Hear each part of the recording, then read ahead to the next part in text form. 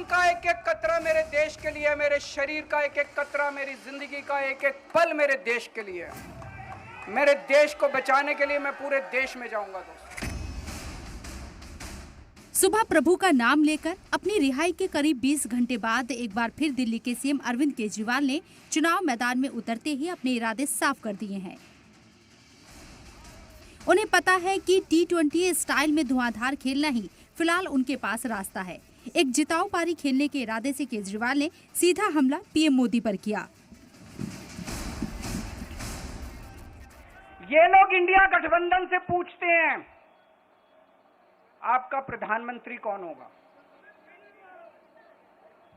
मैं बीजेपी से पूछता हूं आपका प्रधानमंत्री कौन होगा। बीजेपी के अंदर मोदी जी ने 2014 में मोदी जी ने खुद ने रूल बनाया था कि बीजेपी के अंदर जो भी 75 साल का होगा उसको रिटायर कर दिया जाएगा।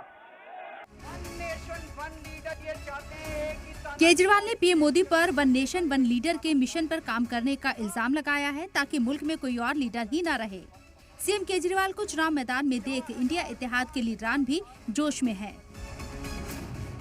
कहीं भी इस बार ये नहीं नजर आ रहा है कि मोदी और उनकी पार्टी आगे आने वाली है, जीतने वाली है।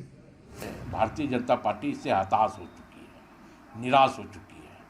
और जब आदमी हताश हो जाए, निराश हो जाए, तो स्वाभाविक तौर पे उसके पास शब्द नहीं होते हैं। सीएम तो 100 सीएम की कुर्सी देश के नाम कुर्बान है। केजरीवाल ने सीएम ओहदे पर बने रहने का बचाव करते हुए बीजेपी के खिलाफ ताबड़तोड़ हमले बोले। जवाब में बीजेपी भी पूरी ताकत के साथ केजरीवाल के खिलाफ फील्डिंग कर रही है। 20 साल आगे की बात की है और 10 साल में उनके हालात क्या हो गए। 10 साल में आप इतने बदल गए, 20 साल बाद आपका अस्तित्व भी होगा या नहीं।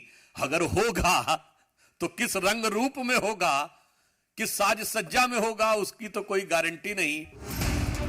आपको बताते हैं कि केजरीवाल हर बॉल पर क्यों छक्का मारना चाहते हैं। दरअसल केजरीवाल शुरुआती 3 दौर में सीधे चुनावी मैदान में नहीं उतर पाए थे। उस दौरान पहले मरहले की असम में दोनों सीटों पर इंतखाबी तशहीर नहीं कर सके। तीसरे मरहले में भी 2 सीटों पर इंतखाबी तशहीर करने से चूक गए थे। इसलिए अब उनका ध्यान 22 में से बाकी 18 सीटों पर टिका हुआ है। दूसरी तरफ पहले के 3 मरहलों में अब तक 285 सीटों पर वो इंडिया इत्तेहाद के लिए मैदान में नहीं उतर पाए और अब बाकी अगले 4 मरहलों में 259 सीटों के लिए ही उनके पास खेलने का मौका है। केजरीवाल के चुनाव मैदान में आने से हेमंत सोरेन की बीवी की भी उम्मीद बंधी है, जबकि चुनावी मंच से हेमंत सोरेन के हक में भी केजरीवाल बल्लेबाजी करते दिखे। ये उम्मीद भी है कि हमारे हेमंत सोरेन जी के साथ भी जल्दी से जल्दी ये खुशखबरी आए कि वो हमारे कैंपेनिंग में, झारखंड में कैंपेनिंग में और यहाँ पर में अपना सहयोग प्रदान कर सके। तो हम लोग बस उसी दिन का इंतजार कर रहे हैं। Thank you. हेमंत सोरेन साहब को भी इस्तीफा नहीं देना चाहिए था, जेल से सरकार चलानी चाहिए। अब देखना ये है कि केजरीवाल अकेले दम पर पूरे अपोजिशन के लिए कितने फायदेमंद हो सकते हैं। केजरीवाल के जेल से बाहर आने के बाद आम आदमी पार्टी के इंतखाबी तशहीर में तेजी आने की उम्मीद है। उनके बाहर आने से इंडिया इत्तेहाद के तशहीर को भी मजबूती मिलने के इम्कान है। ब्यूरो रिपोर्ट, सलाम टीवी।